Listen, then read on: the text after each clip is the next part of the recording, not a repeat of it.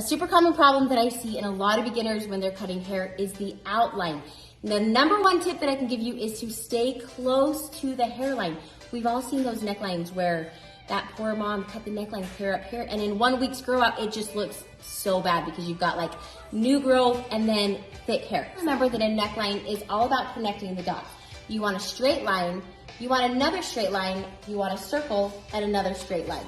You will also use all 4 sides of your trimmer. We love these trimmers because it takes a haircut from looking like your mom did it at home to like you just came out of a salon. These are really good for detail work. Let me give you a quick rundown. You're going to want to put a straight line right here in front of the ear.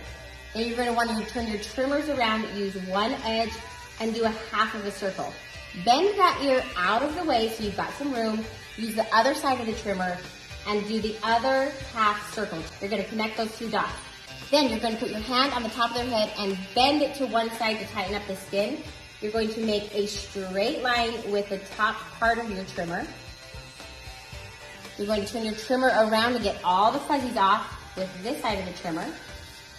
Then you're going to push the head forward and create this straight line in the back.